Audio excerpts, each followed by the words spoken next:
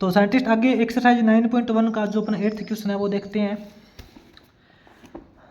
8th question के अंदर scientist हमें इंटीग्रेशन ही फाइंड करना है, ठीक है। तो सबसे पहले 8th क्वेश्चन का जो फर्स्ट पार्ट है वही नोट करते हैं। 8th क्वेश्चन का जो साइंटिस्ट अपने को फर्स्ट पार्ट दे रखा है, इसके अंदर आप फंक्शन नोट करना। फंक्शन आपको दे रखा है, इंटीग्रेशन करना है 2 - 3 sin x, 2 - 3 sin x upon cos square x, upon cos square x, इसका आपको इंटीग्रेशन फाइंड करना है। तो साइंटिस्ट ये 1 मिनट का ही क्वेश्चन है, बिल्कुल इजी है, ठीक है। देखने में थोड़ा मुश्किल दिखाई दे रहा है।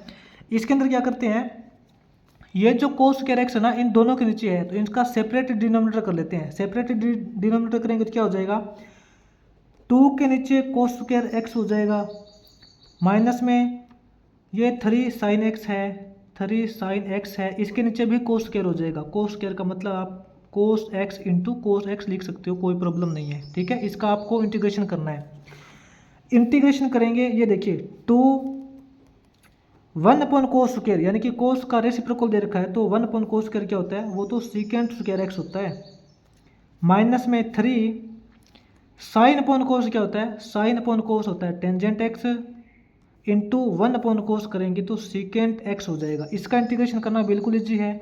तो इसका इंटीग्रेशन क्या हो जाएगा, 2 तो कोफिशिएंट है, और सीकेंट एक्स का इंटीग्रेशन क्या होता है, टेंजेंट एक्स। सीकेंट एक्स का डायरेक्ट इंटीग्रेशन टेंजेंट एक्स होता है, माइनस के अंदर 3 टेंजेंट एक्स सीकेंट एक्स का डायरेक्ट इंटीग्रेशन होता है सीकेंट एक्स। ये जो आपको नॉर्मल फॉर्मूले है बिल्कुल इजी, ठीक है। ये तो आपको याद करने ही पड़ेंगे कि कौन से ट्रिग्नोमेट्रिक फंक्शन का डायरेक्ट इंटीग्रेशन अपने पास होता है। तो सीकेंट स्क्वायर एक्स का डायरेक्ट इंटीग्रेशन होता है टेंजेंट एक्स, और secant x into tangent x का डायरेक्ट इंटीग्रेशन होता है सीकेंट एक्स। ये आपको याद करना पड़ेगा, और प्लस में सी लगा देना, क्योंकि हर बार कॉन्स्टेंट वैल्यू ऐड होती है।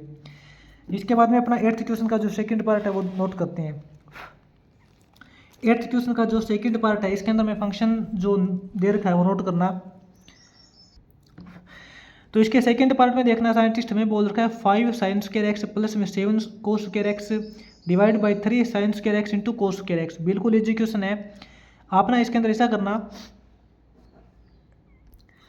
आप इसके अंदर सेपरेट डिनोमिनेटर कर लीजिए, क्योंकि ये जो डिवाइड वाली वैल्यू है ये ऊपर वाली दोनों के नीचे है। सेपरेट डिनोमिनेटर करेंगे तो क्या हो जाएगा, इंटीग्रेशन करेंगे 5 sin square x, 5 sin square x, इसके नीचे ये वैल्यू लिखेंगे, क्या लिखेंगे, 3 sin square x into cos square x, ठीक है। इसका अलग से सेपरेट डिनोमिनेटर कर लिया, प्लस के अंदर इसका अलग से सेपरेट डिनोमिनेटर करेंगे, तो इसको भी लिख देंगे इंटीग्रेशन के अंदर, क्या लिखेंगे, 7 cos square x divide by 3 sin square x into cos square x. आप ऐसे लिख सकते हो, ठीक है। आप दोनों को इकट्ठा इंटीग्रेशन कर सकते हो, अलग अलग डेरिवेटिव अलग अलग आप डिनोमिनेटर करोगे तो अलग अलग भी इसका इंटीग्रेशन कर सकते हो, कोई प्रॉब्लम नहीं है। तो देखो साइंटिस्ट, साइन स्क्वायर से तो साइन स्क्वायर कैंसिल हो जाएगा, इंटीग्रेशन करना बचेगा, ये तो 5/3 है, बाहर निकल जाएगा, अंदर बचेगा 1 upon cos square x. 1 upon cos square x क्या होता है, वो सीकेंट स्क्वायर एक्स होता है, प्लस के अंदर ये 7/3 है, ये बाहर निकल जाएगा, और कोस स्क्वायर एक्स से कोस स्क्वायर एक्स कैंसिल हो जाएगा, अपने पास बचेगा 1 upon sine square x. 1 upon sine square x क्या होता है, वो होता है कोस सीकेंट स्क्वायर एक्स। इनका तो आपके पास डायरेक्ट इंटीग्रेशन होता है 5/3 सीकेंट स्क्वायर एक्स का डायरेक्ट इंटीग्रेशन होता है टेंजेंट एक्स, ठीक है। प्लस के अंदर 7/3 ये देखिए कोसिकेंट स्क्वायर एक्स का डायरेक्ट इंटीग्रेशन क्या होता है, माइनस कोट एक्स होता है, तो माइनस का कोट एक्स लगा देंगे, तो इसका जो इंटीग्रेशन वो ये हो जाएगा, प्लस में सी। आगे साइंटिस्ट अपना 8th क्वेश्चन का जो थर्ड पार्ट है वो देखते हैं।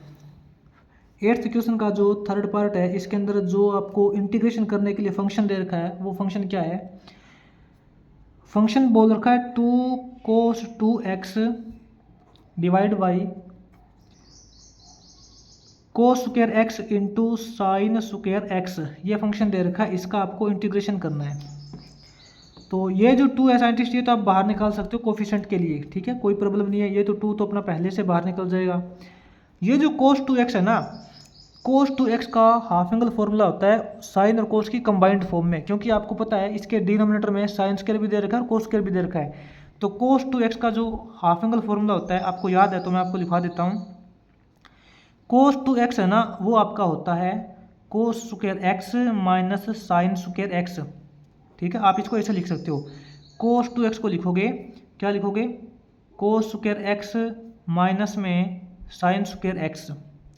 अब इसके नीचे ये वैल्यू दे रखी है, क्या दे रखा है, cos square x into sine square x. इसका इंटीग्रेशन करना है। टू कोफिशिएंट है, इंटीग्रेशन करेंगे अंदर साइंटिस्ट। अब हम इसका सेपरेट डिनोमिनेटर कर लेंगे। ठीक है, सेपरेट डिनोमिनेटर करेंगे तो क्या हो जाएगा, ये तो कोस स्क्वायर एक्स हो जाएगा, इसके नीचे ये वैल्यू हो जाएगी cos square x into sine square x, minus के अंदर साइन स्क्वायर एक्स, इसके नीचे अपने पास हो जाएगा cos square x upon sine square x, sorry cos square x into sine square x. इसका इंटीग्रेशन करेंगे एक्स के रिस्पेक्ट में।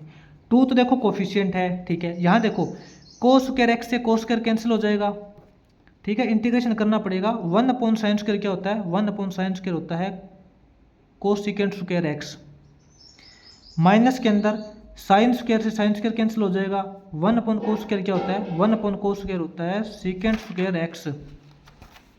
इसका इंटीग्रेशन तो आपके पास डायरेक्ट होता है, क्या इंटीग्रेशन होता है, टू आपका कोफिशिएंट है, ठीक है, कोसिकेंट स्क्वायर एक्स का डायरेक्ट इंटीग्रेशन होता है कोट एक्स, क्योंकि कोट एक्स का डायरेक्ट डेरिवेटिव कोट एक्स का डेरिवेटिव होता है कोसिकेंट स्क्वायर एक्स माइनस का, और इसीलिए कोसिकेंट स्क्वायर एक्स का इंटीग्रेशन करेंगे तो माइनस का कोट एक्स आ जाएगा। माइनस के अंदर सीकेंट स्क्वायर एक्स, ये देखो सीकेंट स्क्वायर एक्स का डायरेक्ट इंटीग्रेशन क्या होता है, टेंजेंट एक्स होता है। ठीक है, तो ये आपका इंटीग्रेशन हो जाएगा, प्लस में सी हो जाएगा। इसके बाद में साइंटिस्ट 8th क्वेश्चन का जो अपना लास्ट पार्ट है वो सोल्व करते हैं। इसका आगे जो लास्ट पार्ट है, 4th पार्ट, वो स्टडी कर लेते हैं। ठीक है, 8th क्वेश्चन का जो 4th पार्ट है वो इस पेज पे करेंगे। तो देखना साइंटिस्ट, जो 4th पार्ट के अंदर में क्या फंक्शन दे रखा है, नोट करना। हमें इसने फंक्शन दे रखा है इंटीग्रेट करने के लिए। ऊपर तो दे रखा है कोस 2x माइनस के अंदर कोस 2 अल्फ़ा, और डिवाइड में दे रखा है कोस x माइनस कोस अल्फ़ा। नीचे दे रखा है कोस x माइनस कोस अल्फ़ा। इसका आपको x के रिस्पेक्ट में इंटीग्रेशन करना है, तो बिल्कुल ईजी है। साइंटिस्ट आप ये बताइए, जो कोस 2x है या फिर कोस 2 अल्फ़ा है, इन दोनों के अंदर हाफ एंगल फॉर्मूला लगेगा। कोस, ये देखो सबसे पहले तो आप ये देखिए, जो आपका टोटल फंक्शन दे रखा है ना, वो ओनली कोस की फॉर्म में दे रखा है, इसके अंदर साइन कहीं भी नहीं है। आपको पता है कोस 2x के फॉर्मूले होते हैं वो अलग अलग होते हैं। एक तो कोस अकेले की फॉर्म में होता है, साइन अकेले की फॉर्म में होता है, और कोस और साइन की कंबाइंड फॉर्म में भी होता है। वो हम सिचुएशन देखते हैं कि हमें यहाँ पे कौन सा फॉर्मूला पुट करना पड़ेगा। ठीक है, यहाँ पे टोटल फंक्शन आपका कोस की फॉर्म में दे रखा है, तो हमें जो 2x का फॉर्मूला है वो हमें सिर्फ और सिर्फ कोस के लिए, कोस वाला ही यूज़ करना पड़ेगा, कोस की फॉर्म में। आपको पता है कोस 2x का फॉर्मूला क्या होता है, मैं डायरेक्ट यहाँ पे नोट करूँगा। कोस 2x का जो फॉर्मूला होता है वो होता है 2 कोस स्क्वायर एक्स माइनस 1, याद रखना। ठीक है, कोस 2x का फॉर्मूला होता है 2 कोस स्क्वायर एक्स माइनस 1। अब माइनस के अंदर कोस 2 अल्फ़ा का फॉर्मूला क्या हो जाएगा, ये हो जाएगा 2 कोस स्क्वायर अल्फ़ा माइनस 1। ठीक है, इसके डिवाइड में cos x minus cos alpha है ना, ऐसे लिख दें, कोई दिक्कत नहीं है। Cos x minus cos alpha हो गया। अब यहाँ देखिए 2 कोस स्क्वायर एक्स क्या हो जाएगा, 2 कोस स्क्वायर एक्स माइनस में 1, ये माइनस का 2 कोस स्क्वायर अल्फ़ा हो गया, माइनस माइनस प्लस का 1 हो जाएगा। यहाँ प्लस 1 से माइनस 1 तो देखो कैंसिल हो जाएगा। डिवाइड में क्या है, cos x minus cos alpha, divide में क्या है, cos x minus cos alpha, ये है। 1 से 1 तो कैंसिल हो जाएगा, और यहाँ ऊपर 2 से 2 कॉमन निकल जाएगा। यहाँ 2 कॉमन निकालेंगे, यहाँ भी 2 कॉमन निकालेंगे, तो अंदर अपने पास क्या बचेगा, अपने पास बचेगा only cos square x minus sine square x. Note करना, अपने पास बचेगा कोस स्क्वायर एक्स माइनस में कोस स्क्वायर अल्फ़ा। तो a square minus b square वाला फॉर्मूला लगाएंगे, a plus b into a minus b करेंगे, तो इसके अकॉर्डिंग ये अपने पास बनेगा cos a square minus b square है ना, तो ये आपके पास हो जाएगा cos a minus a minus b into a plus b, ये हो जाएगा। डिवाइड में cos x minus cos alpha दे रखा है, cos x minus cos alpha दे रखा है। इससे तो आपके पास ये रिजल्ट कैंसिल हो जाएगा। अपने पास क्या बचेगा, टू तो बाहर है, अपने पास इंटीग्रेशन करना बचेगा only cos x plus cos alpha का। कोस एक्स का इंटीग्रेशन क्या हो जाएगा, कोस एक्स का इंटीग्रेशन होता है साइन एक्स, ठीक है, प्लस के अंदर कोस अल्फा।